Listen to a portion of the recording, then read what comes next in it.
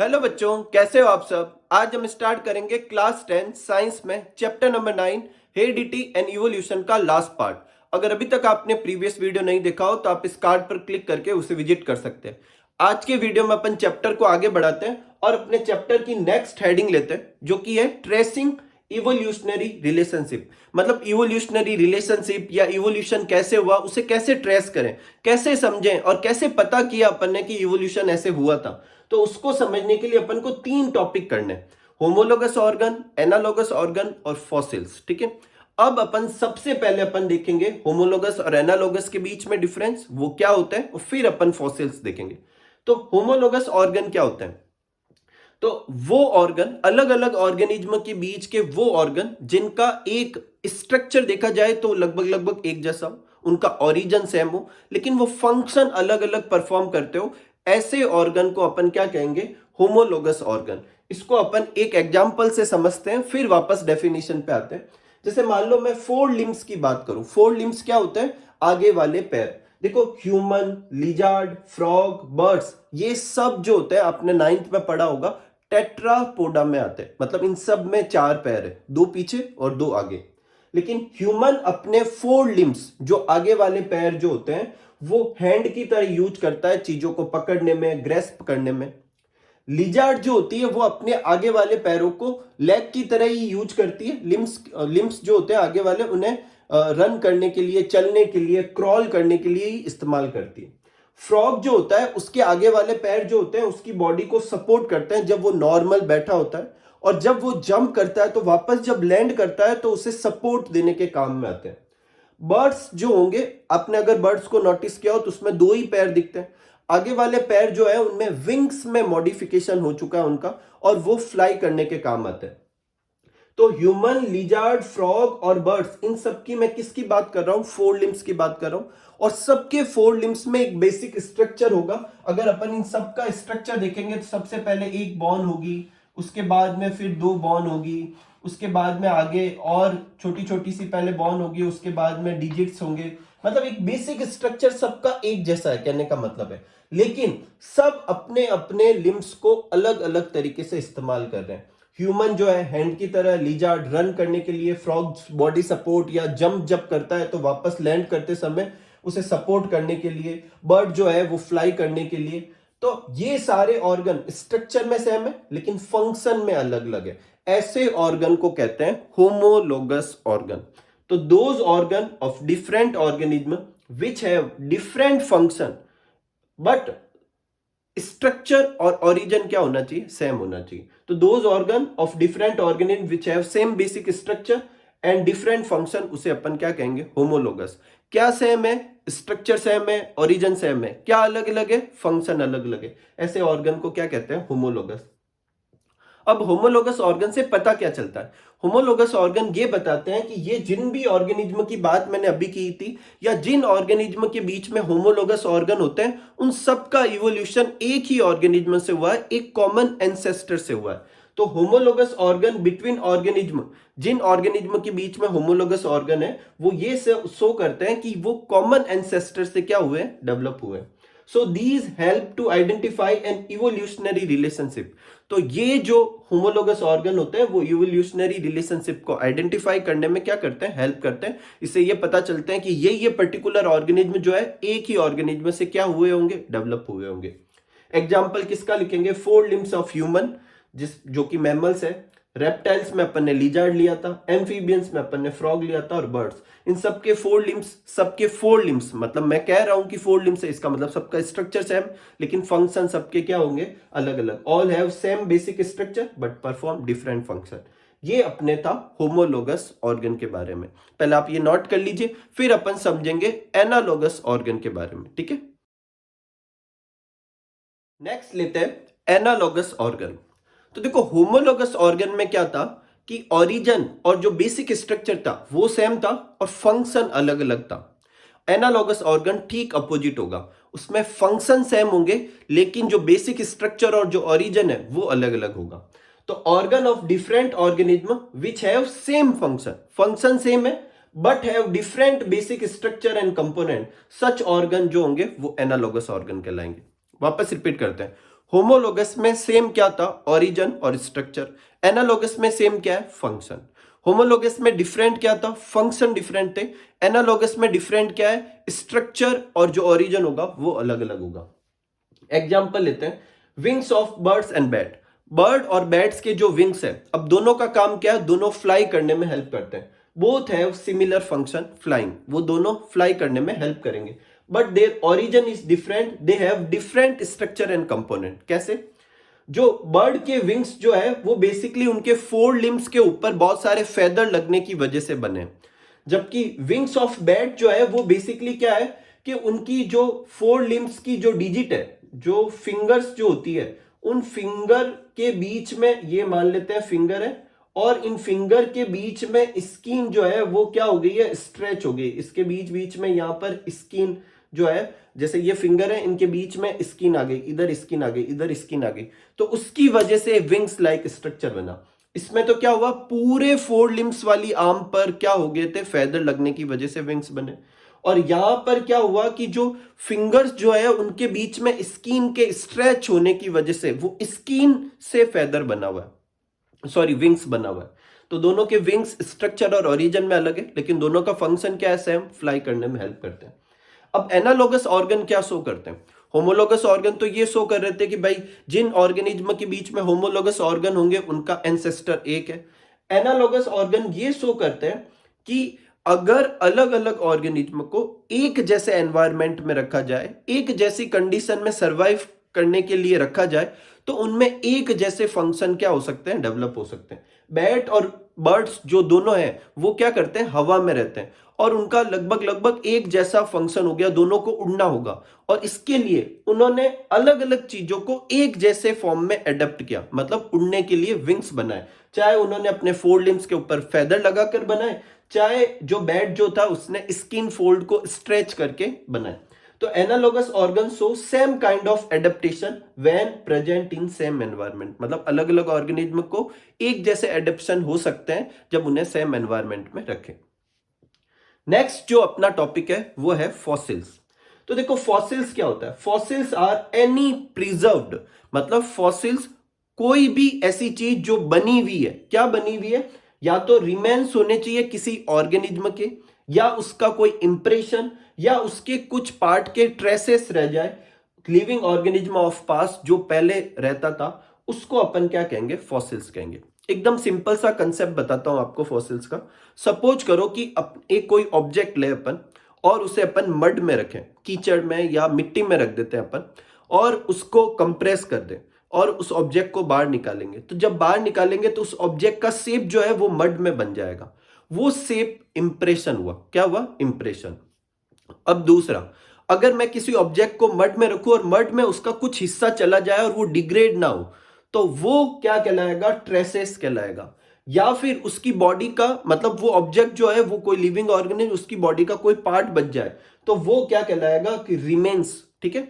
तो जो फॉसिल्स जो होता है वो किसी भी पास्ट ऑर्गेनिज्म का या तो इंप्रेशन हो सकता है, या उसके कोई ट्रेसेस हो सकते हैं, या उसकी बॉडी या उसके बॉडी के हार्ड पार्ट का कुछ कंपोनेंट बच सकता है, उसे अपन क्या कहेंगे, फॉसिल्स कहेंगे। और ये फॉसिल्स जिस चीज के मिल रहे हैं वो ऑर्गेनिज्म ऑब्वियस थिंग है, अभी तो है नहीं, मतलब अभी नहीं होने का मतलब ये नहीं है कि वो अभी दुनिया में होना ही नहीं चाहिए, मतलब वो पहले किसी ऑर्गेनिज्म का था। हो सकता है वो ऑर्गेनिज्म आज भी सर्वाइव कर रहा हो सकता है वो ऑर्गेनिज्म एक्सटिंक्ट हो गया हो। तो fossils are any preserved remains, impression, traces of living organism of past. या तो वो ट्रेसेस हो सकते हैं या वो इंप्रेशन हो सकते हैं।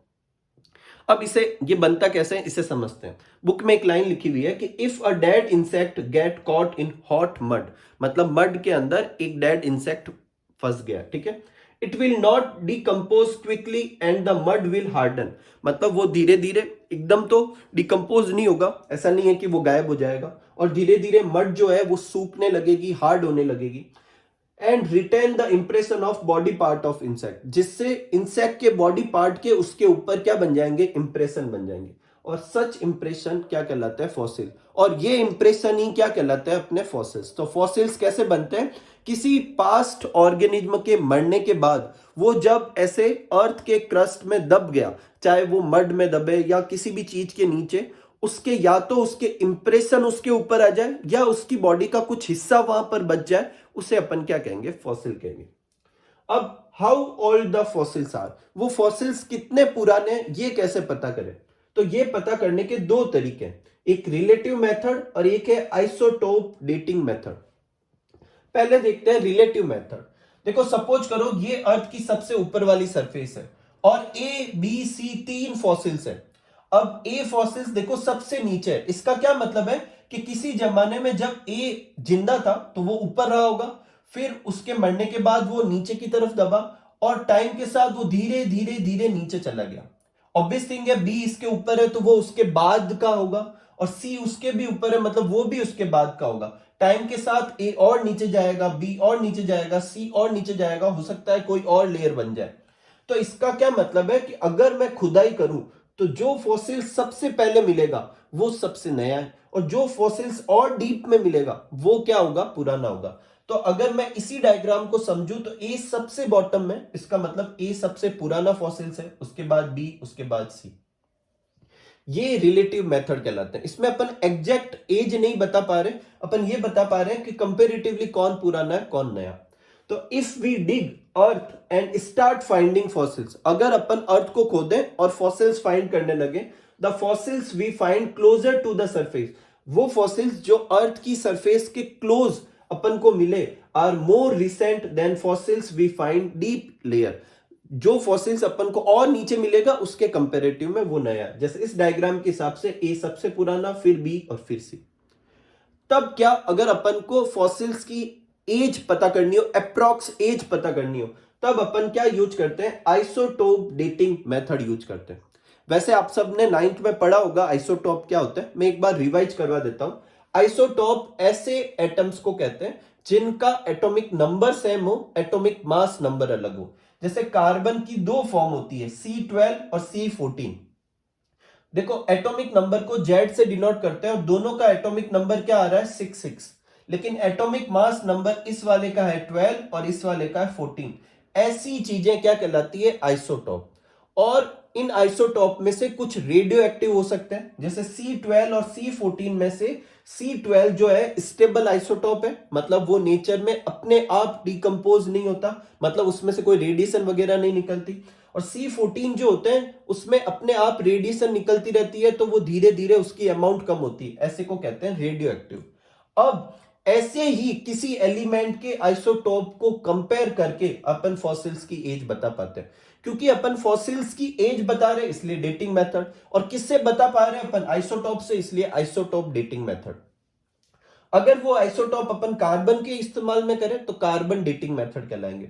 तो by detecting the ratio of different isotope of same element, एक ही एलिमेंट के आइसोटोप के रेशियो से अपन एज पता करेंगे। ठीक है, जैसे मैं आपको थोड़ा ऊपर ऊपर से आइडिया देता हूं, जैसे कार्बन डेटिंग में C12 और C14 का इस्तेमाल करते हैं। तो जब कोई फॉसिल्स मिलेगा तो अपन को क्या करना है, उस फॉसिल्स में C14 और C12 जो होगा, find the ratio of C14 and C12 in fossil, fossil के अंदर C14 और C12 का क्या निकालेंगे, रेशियो निकालेंगे। ठीक है, निकाल लिया। अब अपन क्या करेंगे, C14 और C12 का रेशियो नेचर में देखेंगे। ऐसा क्यों, देखो C14 और C12 का रेशियो जो नेचर में होगा वही ऑर्गेनिज्म के अंदर होगा। देखो प्लांट जो होता है वो कार्बन डाइऑक्साइड से फूड बनाते हैं, तो जब वो कार्बन डाइऑक्साइड लेते हैं तो उस समय वो कार्बन लेते हैं, वो C12 C14 दोनों लेते हैं। तो जिस रेशियो में नेचर में होगा उस रेशियो में उनके अंदर चला जाता है, फिर उनको खाने वाले में चला जाता है, फिर उनको खाने वाले में चला जाता है। तो फूड चेन के कारण वो सारे ऑर्गेनिज्म में चला जाएगा। इसका क्या मतलब हुआ कि हर ऑर्गेनिज्म में C12 और C14 जब वो सरवाइव कर रहे हैं, मतलब जब अभी लिविंग स्टेट में है, तो उनके अंदर C12 और C14 का रेशियो वही होगा जो नेचर में था। अब जब अपन किसी फॉसिल्स को लाएंगे तो उसमें रेशियो देखेंगे तो उसमें रेशियो अलग आएगा। क्यों, क्योंकि C14 जो है टाइम के साथ में क्या होता रहता है, डिग्रेड होता रहता है। और इन दोनों रेशियो को यूटिलाइज कर अपन क्या करेंगे, C14 की अमाउंट निकालेंगे कि भाई फॉसिल्स में C14 की क्या अमाउंट है, और अपन ये देखेंगे कि C14 पहले कितना रहा होगा, और फिर C14 की हाफ लाइफ से अपन उसकी एज कैलकुलेट करेंगे। थोड़ा क्लमजी मैं समझाता हूं, देखो हर रेडियो एक्टिव सब्सटेंस एक सर्टेन एज के बाद, देखो उनमें से रेडिएशन निकलती है, इसका मतलब सर्टेन एज के बाद में उनकी एज मतलब उनकी अमाउंट जो होगी हाफ हो जाएगी। C14 जो है 5770 साल में जो होता है अपनी इनिशियल अमाउंट का हाफ रह जाता है। तो सपोज करो इन दोनों रेशियो से अपन ने ये पता कर लिया कि C14 जब ये लिविंग स्टेट में था तब 100 था मान लेते हैं, और अभी फॉसिल्स में C14 जो है 25 है। कितना है? 25। तो अब एज कैसे पता करेंगे? अपन जानते हैं कि इसकी 100 जो वैल्यू है वो हाफ मतलब 50 कब रही होगी? 5770 साल में। और फिर 50 से और हाफ मतलब 25 और कितने टाइम बाद हुआ होगा? 5770 साल बाद में। अभी कितना है उसमें? 25 है। इसका मतलब रफली वो कितना है? इन दोनों के सम के बराबर, मतलब 11,000 कुछ, मतलब उसकी क्या हो जाएगी? एज। इस तरीके से अपन आइसोटॉप डेटिंग मेथड इस्तेमाल में करते हैं। अपनी बुक में ये सब नहीं लिखा हुआ, आपको मैंने सिर्फ समझाने के लिए लिखा है। आपको सिर्फ इतना याद रखना है कि एक ही एलिमेंट के डिफरेंट आइसोटॉप के रेशियो से अपन एज पता करते हैं, उसे आइसोटॉप डेटिंग मेथड कहते हैं। ऐसी एक डेटिंग मेथड कौन सी होती है? Carbon dating method. ठीक है, तो आप इसे नोट कर लीजिए। फिर इस टॉपिक पर बेस्ड कुछ क्वेश्चंस देखते हैं। नेक्स्ट जो अपना क्वेश्चन है वो है कि can the wings of butterfly and wings of bat वो होमोलोगस ऑर्गन होंगे? वाई और वाई नॉट? तो देखो अपन सब जानते हैं कि होमोलोगस ऑर्गन वो होते हैं जिनका स्ट्रक्चर सेम हो लेकिन जो फंक्शन जो है वो क्या होने चाहिए? डिफरेंट। अब देखो बटरफ्लाई का जो विंग्स है और बैट का जो विंग्स है वो तो सेम फंक्शन कर रहा है, दोनों ही फ्लाई करने में हेल्प करते हैं, जबकि दोनों का स्ट्रक्चर अलग अलग है। इसका मतलब ये होमोलोगस ऑर्गन नहीं है। कौन से ऑर्गन है? एनालोगस ऑर्गन है। ठीक है, तो no, they are not homologous organ, they are analogous organ. Both have different basic structure but similar function, और ये तो एनालोगस ऑर्गन में होता है। और सच ऑर्गन क्या होते हैं? Analogous, not homologous. होमोलोगस कौन से होते हैं? जिनमें स्ट्रक्चर सेम होना चाहिए, फंक्शन अलग होना चाहिए। नेक्स्ट है what do us about the process of evolution, मतलब इवोल्यूशन के प्रोसेस के बारे में फॉसिल्स क्या बताते हैं अपन को? तो फॉसिल्स देखो तीन इंफॉर्मेशन देते हैं।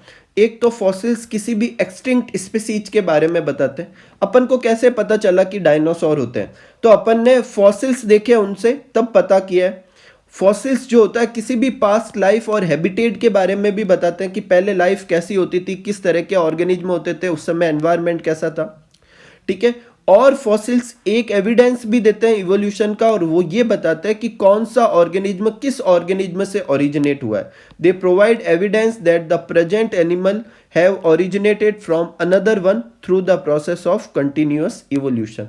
तो ये तीन इंफॉर्मेशन जो है अपन को फॉसिल्स बताते हैं। ये फॉसिल्स के क्या हो गए? सिग्निफिकेंस हो गए। ठीक है, नेक्स्ट अपना टॉपिक जो है वो है बुक में इवोल्यूशन बाय स्टेजेज। देखो इसका एकदम सिंपल सा मीनिंग है कि इवोल्यूशन जो है एक स्टेप में नहीं हो गया, कि मतलब कोई भी ऑर्गन का जो डेवलपमेंट है या कोई भी प्रेजेंट फॉर्म ऑफ लाइफ है वो सिर्फ एक बार डीएनए में चेंज हुआ और वो लाइफ बन गई, ऐसा नहीं है।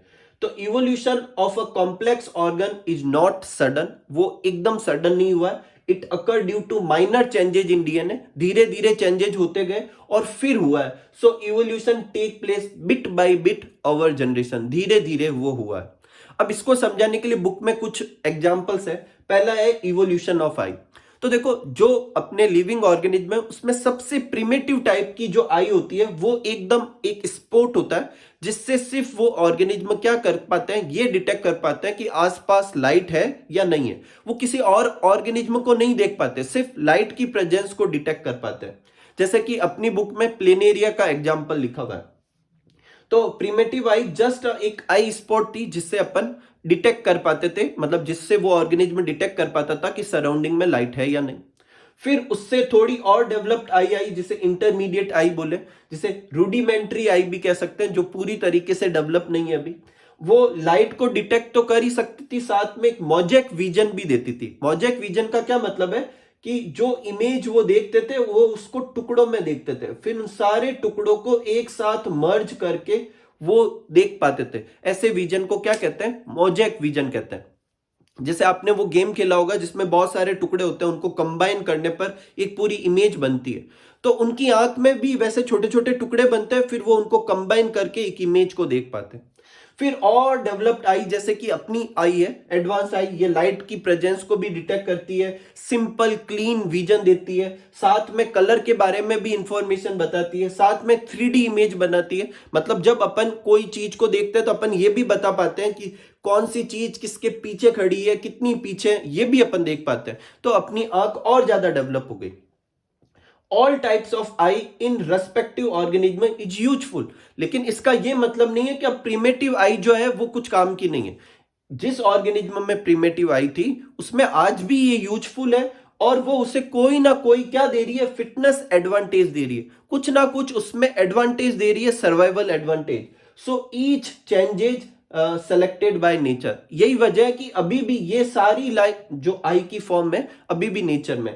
प्रिमिटिव आई वाले ऑर्गेनिज्म भी अभी अपन को देखने को मिलते हैं, इंटरमीडिएट आई वाले भी देखने को मिलते हैं, और एडवांस आई वाले देखने को भी मिलते हैं। और इससे अपने दो चीजें क्लियर हुई, एक तो आई का डेवलपमेंट धीरे धीरे हुआ, और दूसरा नेचर ने इन सब आई को अभी भी सेलेक्ट कर रखा है। सारे ऑर्गेनिज्म अभी भी है ऐसे इन सारी आई के साथ में, क्योंकि हर आई जो है वो उन ऑर्गेनिज्म को उनके एनवायरमेंट में एक एडवांटेज देती है। All organism with eye have different structure of eye and separate evolutionary origin। और सबका स्ट्रक्चर अलग अलग है और अपना अपना उनका इवोल्यूशन है, ठीक है। नेक्स्ट जो है वो है इवोल्यूशन ऑफ फेदर। अब देखो इस टॉपिक से अपन को ये पता चलता है कि a change that is useful for one property, मतलब इवोल्यूशन के साथ कोई चेंज आया था, वो किसी एक प्रॉपर्टी के लिए यूजफुल था कि भाई इस वजह से ये चेंज हुआ था, can become useful later for quite a different function, और बाद में वो कोई और फंक्शन करने भी लग सकता है। जैसे इसको अपन समझेंगे इवोल्यूशन ऑफ फेदर से। डायनासोर के जमाने में फेदर्स डेवलप हुए थे, और वो फेदर उनके चारों तरफ एक इंसुलेशन का काम करते थे जो उन्हें कोल्ड से बचाने का काम करते थे। सारे डायनासोर में ये नहीं था, कुछ डायनासोर, कुछ एडवांस फॉर्म ऑफ डायनासोर में थे, और वो डायनासोर जरूरी नहीं है वो डायनासोर उड़ पाते थे, लेकिन टाइम के साथ धीरे धीरे ऐसे डायनासोर भी डेवलप हुए जो उड़ भी पाते थे, और बाद में बर्ड्स डेवलप हुए जिनमें फेदर जो है फ्लाइट के लिए इस्तेमाल में किया जाने लगे। तो पहले ये चेंजेज आया था किस लिए, कि ये कोल्ड के टूवर्ड्स में एक इंसुलेशन प्रोवाइड करवा सकेगा, लेकिन बाद में ये और एडवांस फॉर्म में कन्वर्ट हो गया और क्या बनने लगा, उड़ने के लिए हेल्प करने लगा, ठीक है। तो इससे अपन को क्या समझ में आता है कि कोई एक चेंज पहले किसी एक प्रॉपर्टी के लिए यूजफुल था, बाद में वो किसी और प्रॉपर्टी के लिए भी हो सकता है। और साथ ही में इससे ये भी पता चलता है कि बर्ड्स का ओरिजिन किससे हुआ होगा, डायनासोर से, ठीक है, क्योंकि पहले ये फीचर डायनासोर में था, फिर डेवलप होता हुआ बर्ड में आया, इसलिए बर्ड्स जो है वो डायनासोर, और डायनासोर बेसिकली क्या होता है, रेप्टाइल्स, तो बर्ड्स का ओरिजिन किससे हुआ है, रेप्टाइल से। तो it also explain that bird are very closely related to reptiles and they evolve from them. अगर आपको एग्जाम में पूछे कि बर्ड्स किससे इवॉल्व हुए, तो रेप्टाइल से, ऑर्गेनिज्म का नाम पूछे तो डायनासोर, और कैसे पता चला, इस वाले कंसेप्ट से पता चला, ठीक है। ये आप नोट कर लीजिए। फिर अपन एक और चीज समझते हैं जिसे कहते हैं आर्टिफिशियल सिलेक्शन, ठीक है। नेक्स्ट टॉपिक है अपना आर्टिफिशियल सिलेक्शन। देखो नेचुरल सिलेक्शन को एक बार रिवाइज करते हैं, वो क्या था। एक कोई पॉपुलेशन थी, उसमें वेरिएशन की वजह से कुछ दो तरह के ऑर्गेनिज्म हो गए, और फिर उन दोनों में से किसी एक के पास ये एडवांटेज थी कि वो उस पर्टिकुलर एनवायरनमेंट के हिसाब से ज़्यादा एडप्ट कर पाते थे, और धीरे धीरे उनके नंबर बढ़ने लगे, और इसको अपन ने क्या बोला, नेचुरल सिलेक्शन बोला, और जिससे एक नए तरीके के क्या बन गए थे, ऑर्गेनिज्म बन गए। अब नेचुरल सिलेक्शन में जो वेरिएशन आई वो अपने आप आई थी, और जो सिलेक्शन हुआ वो भी अपने आप हुआ। आर्टिफिशियल सिलेक्शन में ये काम ह्यूमन करता है। कौन करता है, ह्यूमन। वो किसी एक वैरायटी को, एक वेरिएशन को खुद हाईलाइट करेगा, उसका सिलेक्शन खुद करेगा, और चाहेगा कि ये वेरिएशन आने वाली जनरेशन में ज्यादा आए, इसका ध्यान भी वो खुद रखेगा, और जिससे कुछ नया बन जाएगा, इसको कहेंगे आर्टिफिशियल सिलेक्शन। तो आर्टिफिशियल सिलेक्शन बेसिकली क्या है, it is the identification of desirable trait. Human पहले कोई एक डिजायरेबल ट्रेट खोजेगा कि भाई मुझे ये वाला ट्रेट या ये वाला कैरेक्टर चाहिए किसी प्लांट या एनिमल्स में, और फिर वो कुछ स्टेप्स लेगा जिसकी वजह से वो चांसेज इनहेंस करेगा कि ये ट्रेट जो है फ्यूचर जनरेशन में ज्यादा आए, ठीक है। इसका एक एग्जांपल अपनी बुक में दे रखा है वाइल्ड कैबेज का, जिसको ह्यूमन ने क्या किया था, फूड प्लांट के फॉर्म में यूज करने लगा। फिर वो ह्यूमन ने उसकी अलग अलग प्रॉपर्टी को यूज किया। कुछ चाहते थे कि लीफ ज़्यादा आए, कुछ चाहते थे कि स्टेम वाला पार्ट ज़्यादा आए, अलग अलग तरीके से उसे सेलेक्ट किया और जिससे एक वाइल्ड कैबेज की जो वैरायटी थी वो अलग अलग वैरायटी में कन्वर्ट हो गई। तो आज अपन कैबेज की बहुत सारी वैरायटी होती है, कोलरबी, कॉलीफ्लावर, ब्रोकली, नॉर्मल जो कैबेज होती है वो, रेड कैबेज, केल, ये सब। अब कौन सी वैरायटी चूज करने पर कौन सी चीज बनी थी, मतलब कौन सी वेरिएशन या कौन सी प्रॉपर्टी चूज करने पर कोलरबी बना था, कौन सी प्रॉपर्टी का सिलेक्शन करने पर कॉलीफ्लावर बना था, ब्रोकली बना, ये भी अपन को याद करना है। ठीक है, तो इसको अपन इस डायग्राम से समझते हैं। देखो, वाइल्ड कैबेज जो था, ह्यूमन ने उसे फूड प्लांट की तरह यूज करने लगा। फिर कुछ ह्यूमन जो थे वो ये चाहते थे कि उसका जो स्वेलन पार्ट है नीचे जो वाइल्ड कैबेज में होता है वो मतलब ज्यादा आए नेक्स्ट जनरेशन में, तो वो उन प्लांट का सेलेक्ट करने लगा जिसमें स्वेलन पार्ट ज्यादा था और उनके बीच में ही रिप्रोडक्शन करवाता गया। तो धीरे धीरे वाइल्ड कैबेज की एक वेराइटी बन गई कोलरबी। कुछ ह्यूमन या कुछ फार्मर्स ने मतलब स्टेराइल फ्लावर का सिलेक्शन किया कि भाई ये नेक्स्ट जनरेशन में ज्यादा होने चाहिए और धीरे धीरे ये वाइल्ड कैबेज किस में कन्वर्ट हो गई, कॉलीफ्लावर में। कुछ जो है फार्मर्स ने सेलेक्ट किया कि भाई फ्लावर डेवलपमेंट रुक जाना चाहिए, उसकी वजह से ब्रोकली बन गई। कुछ जो थे उन्होंने चाहा कि लीफ तो रहे लेकिन लीफ के बीच में डिस्टेंस बहुत कम रहे, वो एक दूसरे के ऊपर ओवरलेप रहे, इससे कैबेज और रेड कैबेज बनी। और कुछ जो चाहते थे कि लार्ज लीफ थी वो ही नेक्स्ट जनरेशन में मतलब मेन कैरेक्टर था उनका सिलेक्शन का, तो धीरे धीरे वो ऐसे प्लांट सेलेक्ट करते जिसमें लंबी लंबी लीफ थी, उनके बीच में रिप्रोडक्शन करवाने लगे। टाइम के साथ में एक नई वेराइटी बन गई केल। तो ये एक ऑर्गेनिज्म जो है अलग अलग वेराइटी में कन्वर्ट हो गया और इस कन्वर्ट होने का कारण जो वेरिएशन थी वो सिलेक्शन ह्यूमन ने की, ना कि नेचर ने। और फिर उसको इनहेंस करने का काम भी नेक्स्ट जनरेशन में ह्यूमन ने किया, ना कि नेचर ने। इसलिए इसको अपन ने क्या नाम दिया, आर्टिफिशियल सिलेक्शन। बहुत ही इंपॉर्टेंट टॉपिक है, अच्छे से लर्न कीजिएगा। नेक्स्ट जो अपनी हेडिंग है बुक में वो है evolution should not be equated with progress.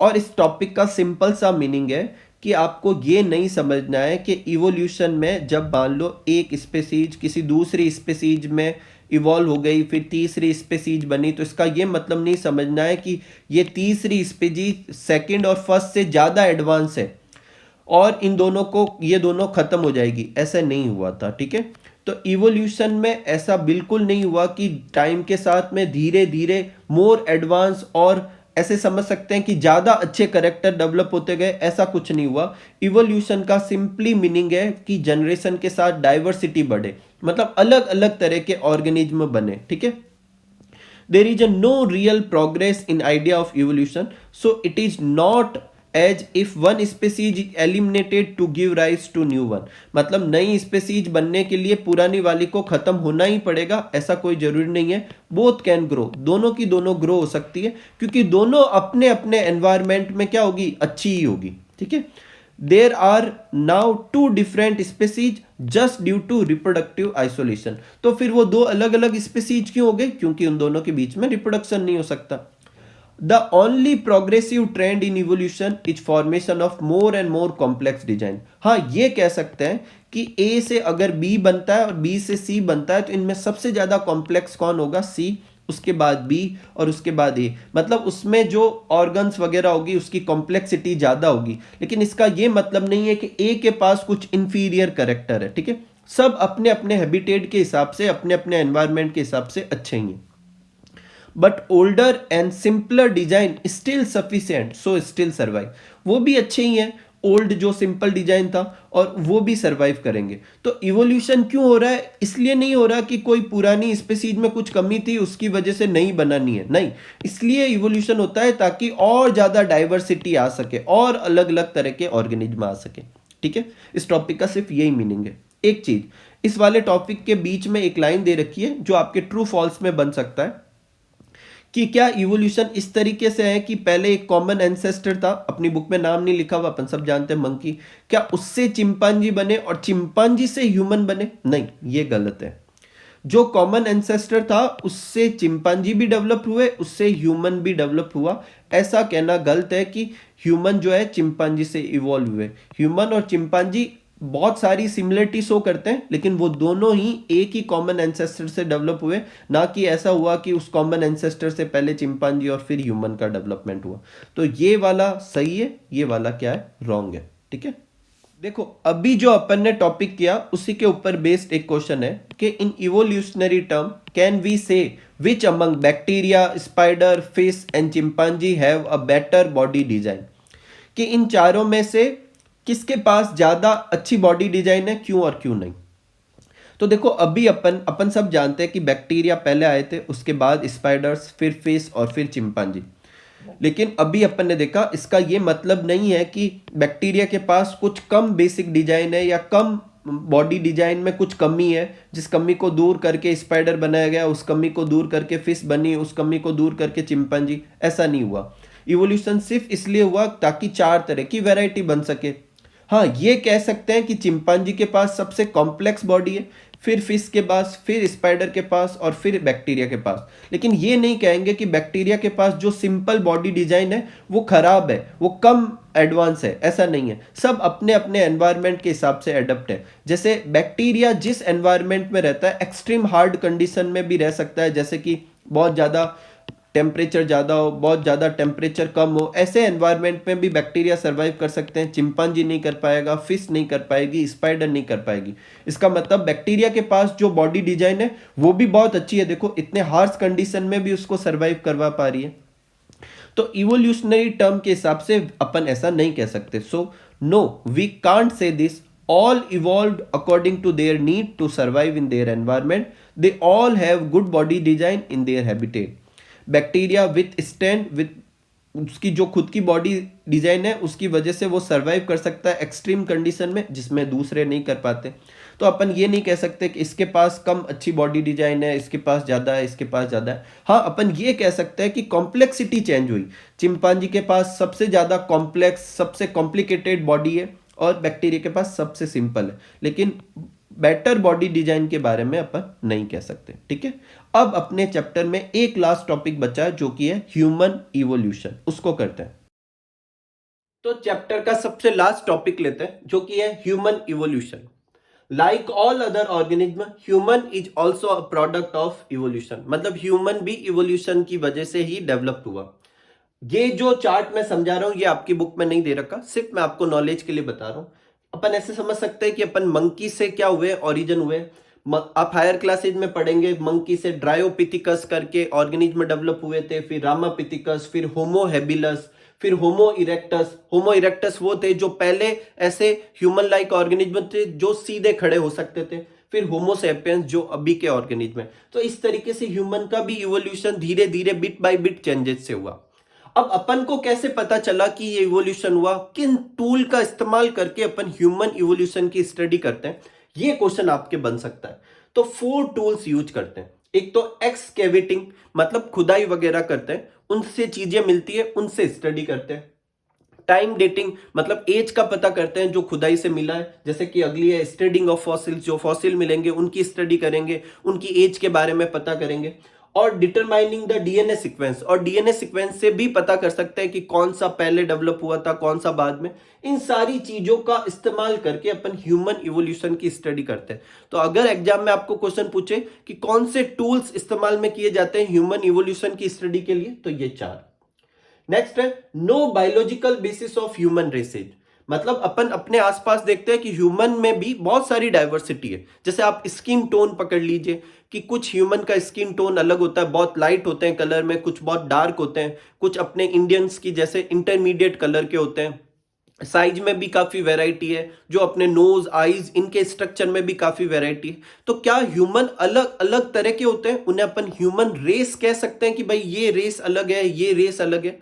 तो अपनी बुक लिखती है कि ऐसा कुछ भी नहीं है। मतलब ह्यूमन रेस जो है वो टर्म चाहे इस्तेमाल में हो, लेकिन उसका कोई बायोलॉजिकल सपोर्ट नहीं है। अपन सब एक ही तरह के ऑर्गेनिज्म है। All humans are single species. क्यों, ऐसा क्यों?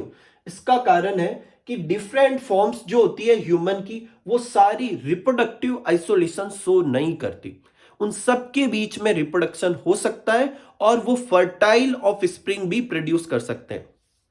एक एशियन ओरिजिन का मेन जो है वो किसी ऑस्ट्रेलियन ओरिजिन की वुमन के साथ रिप्रोड्यूस कर सकता है और नेक्स्ट जनरेशन पैदा कर सकता है, वो भी फर्टाइल ऑफ स्प्रिंग। इसका मतलब उन दोनों के बीच में कोई रिप्रोडक्टिव आइसोलेशन नहीं है, और जब तक रिप्रोडक्टिव आइसोलेशन नहीं होता वो सारे एक ही स्पेसीज के हैं। दूसरा, जितनी भी डिफरेंट फॉर्म अपन देख पा रहे हैं जैसे कलर में चेंज, वो इसलिए है क्योंकि वो अलग अलग हैबिटेट में चले गए जिससे उनमें थोड़ी थोड़ी वेरिएशन आ गई, लेकिन ये वेरिएशन की वजह से रिप्रोडक्टिव आइसोलेशन नहीं हुआ। अपन सब कहां से डेवलप हुए, तो अपना जो अर्लीस्ट मेंबर था, जो पहला होमोसेपियंस डेवलप हुआ होगा, वो कहां पर हुआ? अफ्रीका में। ये आप याद रखें, अच्छा क्वेश्चन है, एग्जाम में पूछा जा सकता है कि किस जगह पर हुआ था, तो अफ्रीका में। फिर जो ये मेंबर थे अफ्रीका में जो थे, उसके कुछ मेंबर अफ्रीका में ही रहे, वो वहां के रेजिडेंट कहलाए और फिर अफ्रीका में फैल गए, लेकिन कुछ वहां से माइग्रेट कर गए और धीरे धीरे स्टेप बाय स्टेप पूरी वर्ल्ड में फैल गए। एशिया, ऑस्ट्रेलिया, अमेरिका, धीरे धीरे स्टेप बाय स्टेप करके पूरी दुनिया में फैल गए। ठीक है। एक बुक में और लाइन लिखी हुई है कि ये सारे ट्रेवल करने नहीं गए थे, क्योंकि ये एक सीक्वेंस में नहीं गए, कोई कहीं कोई कहीं, कोई वापस भी आया पहले वाली जगह पर, कोई वापस नहीं आया, तो सब अपने अपने हिसाब से फूड के मतलब सर्च में या फिर हैबिटेट के सर्च में अलग अलग जगह गए और फिर वहां जाकर बस गए। ठीक है। और फिर अलग अलग तरह की थोड़ी थोड़ी वेरिएशन आ गई जिससे अपन अलग अलग दिखते हैं, लेकिन स्टिल अपन सारे के सारे ऑर्गेनिज्म एक ही है, सारे ह्यूमन एक ही है, और वो एक ही मतलब सिमिलर टाइप के जो अपने अर्लीस्ट मेंबर थे उनकी वेरिएशन की वजह से बने। ठीक है। तो ये अपने ह्यूमन इवोल्यूशन के बारे में लिखना है। इसमें क्या क्या क्वेश्चन आ सकता है, एक तो आपको ये पूछा जा सकता है टूल्स बताओ ह्यूमन इवोल्यूशन की स्टडी में, एक ये बताओ कि बायोलॉजिकल बेसिस क्यों नहीं है ह्यूमन रेस का, तो ये आपको लिखना है। एक अपनी बुक में क्वेश्चन लिखा हुआ है कि इतनी सारी वैरायटी के बाद अपन सब एक सिंगल स्पेसीज है क्यों, तो ये सारा कारण लिखना है। ठीक है। तो ये अपना लास्ट टॉपिक था और इसी के साथ अपने आज का वीडियो और ये चैप्टर दोनों कंप्लीट होते हैं। तो उम्मीद करूंगा कि आपको ये चैप्टर बहुत अच्छे से समझ में आया होगा। मिलते हैं अगले चैप्टर के वीडियो में, तब तक आप सब लोग खूब सारा हार्डवर्क कीजिए, खूब खुश रहिए, खूब मस्त रहिए। Thank you for watching.